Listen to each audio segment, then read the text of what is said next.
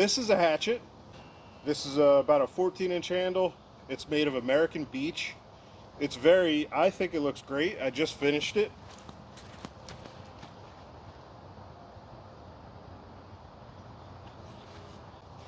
And the really cool thing about this is a national pattern, one of the most popular hatchet patterns. They also come in a full-size axe, but this is a newer one. This was a permabond, which means it had epoxy in the eye, and I removed the epoxy. It can be a little difficult sometimes, but once you get used to it, it's not too tough. You just kind of got to separate. You got to separate the wood from the metal because it's stuck together with the epoxy. So you kind of got to pry it off, and then you smash it out, or you just drill it all. You just drill as much as you can, and then kind of scrape it off or peel it off. The interesting thing about this national pattern is it doesn't have the chamfer on the back. And I was talking to my pal Axe Yankee about this, and he was just saying, that's just a cost-saving thing. Since this is either from the 50s to about the 80s, they stopped giving a shit as much. But the great thing about this hatchet is that I tested the steel when I filed it. That's kind of a feature of filing. You test the steel at the same time. You get a really good idea of how hard it is, how soft it is, and you can kind of surmise how well it's going to hold up to use.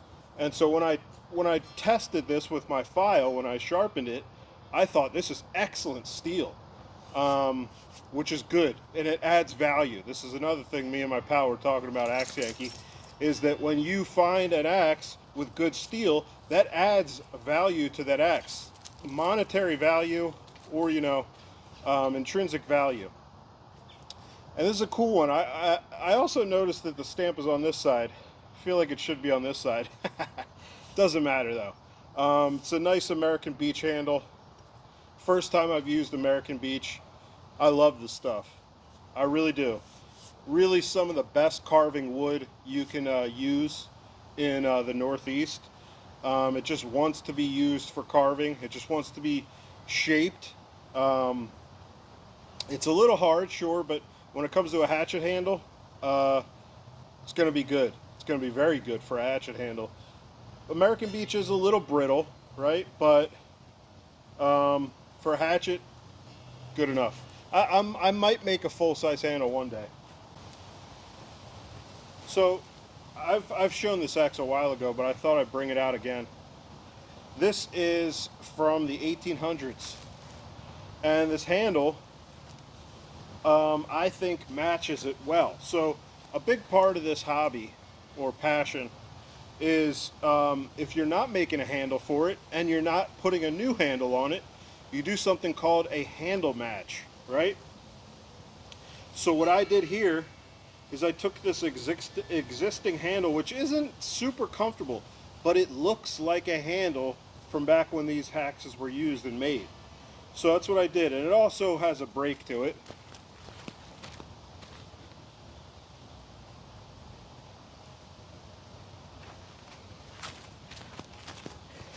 It did break. I glued it back together. I wouldn't use it personally because I didn't glue it back together that well. It's also old. These old handles kind of get weaker with time. I don't know how old this handle is, but I didn't think it was that old, but it looks like something that's old to me at least.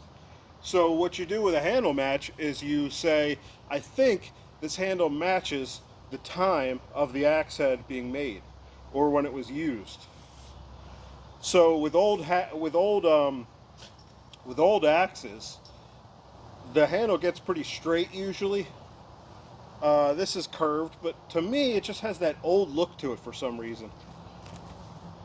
Here we got something newer. This is a Holtz Brook, a 3.5 pounds, or 1.5 kilos. I did this a long time ago, but this is the handle it came on, and I put my first mulberry wedge in here, I think.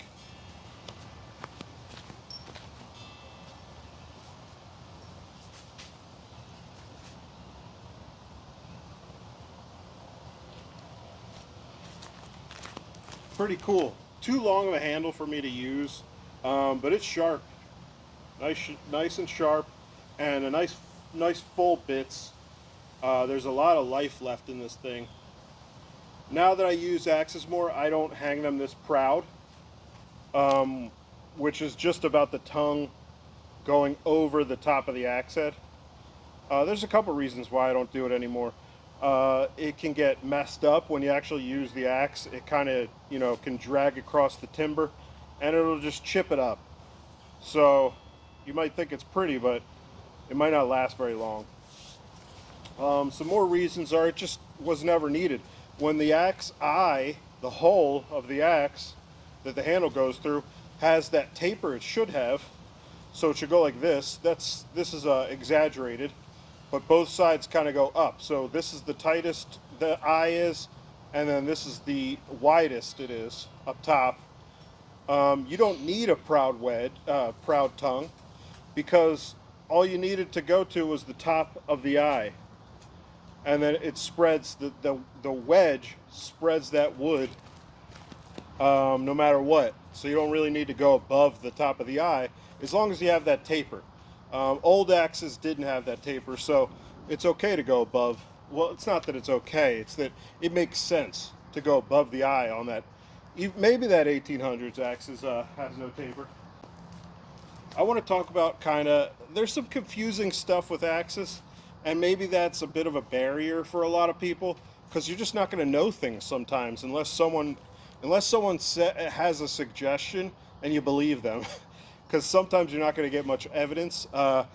So I thought this was a Rockaway pattern. It is similar. It has the curve. It has the short pole, huge pole on it with a waffle pattern. I forget what I came to the conclusion this is, but I don't think it's a Rockaway. I don't think it is. Very small tongue, by the way. I mean, very small eye. Almost hatchet. So I think it probably came on a shorter handle than this. I think it was maybe it's a miner's axe. I don't remember. I think I saw a catalog with one of these by, who was it? Griffith Toolworks. Before Griffith Toolworks, it was, GTW. It was the same thing, but the renaming. Anyway, damn it. It's a Philadelphia-based company. I think they used to make these. I'm not 100% sure. But it wasn't. I don't think it's a Rockaway pattern. I made a nice little Pinot candle for it. Pretty cool axe though. Look how big that pole is. Huge pole. Massive. I did use this a few times, but it's like a kindling splitter basically, or a little pack axe. Now this was my first handle match, and I think one of my best. So this is a J.K. Eldridge Rockaway pattern. I've only ever seen one other J.K. Eldridge Rockaway pattern. This was identified by, I think, very deeply George on Instagram. Oh, now I can literally see the JK and then the EL. That's funny. It's definitely a JK Eldridge. I don't know if you'll be able to see this.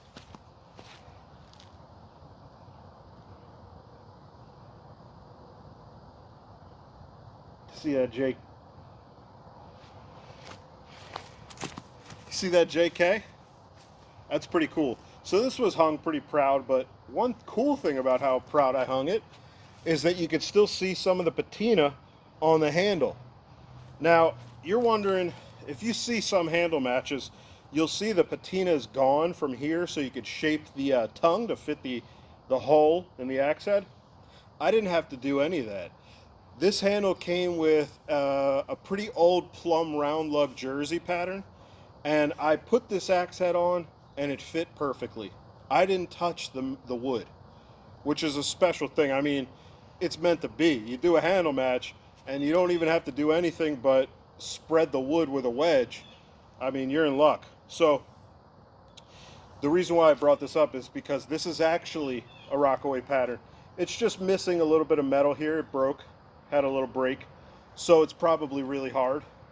I think I remember trying to file this, impossible to file. Super hard axe. Pretty nice profile.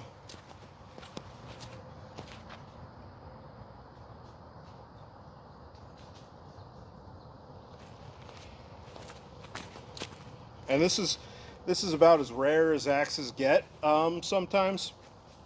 Well, either you know the only one, or you know there's another one, and it's kind of difficult with axes because um, there's just not a lot of information sometimes, and so that does make a little bit of barrier to entry to learn about this stuff. A lot of us are just guessing. You know, it's just the best I can give you, the best information. I I think this axe is from the 60s. I don't really know. Just a guess. Maybe it's from the 70s or 80s, honestly. Double bits that are usually an American pattern. So usually if a Swedish company or someone else from outside the United States makes one, it's kind of copying off an American axe. And that's definitely likened to an American axe. This can't get much more American than a Rockaway pattern. They're named after Rockaway, New Jersey, where the McKinnon family would make them and popularized it. Uh, it was a pattern before that, so about about the 1840s, mid 1840s is when they started making axes, and the pattern was made before that. It's just the McKinnons popularized it. So, and it just became synonymous with them. So it's the Rockaway pattern, a New Jersey pattern. I think it's northern New Jersey, and it's kind of hard to get information about this pattern and that area because of zoning. I think what happened was they separated the county or something into 3 different zones. It's kind of difficult. Boroughs, maybe? I don't even remember. I did this research a long time ago. Actually, I asked GPT, I asked it to tell me about the Rockaway pattern, and it linked to my Reddit post all that information, which some of it's wrong, some of it I got wrong, some of it I found out later was a little off. But it's just difficult to find axe information because it's a niche, all right? And that's very unfortunate. I think there's a ton of reasons why we should know about axes, their history, and how to use them, because we still have forests. Unfortunately, we haven't deforested the entire planet yet. And these will always be relevant until the last tree falls.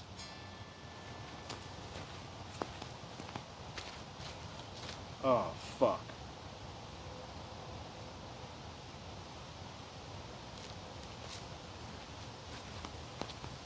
Well, that sucks. That was out of focus that whole time.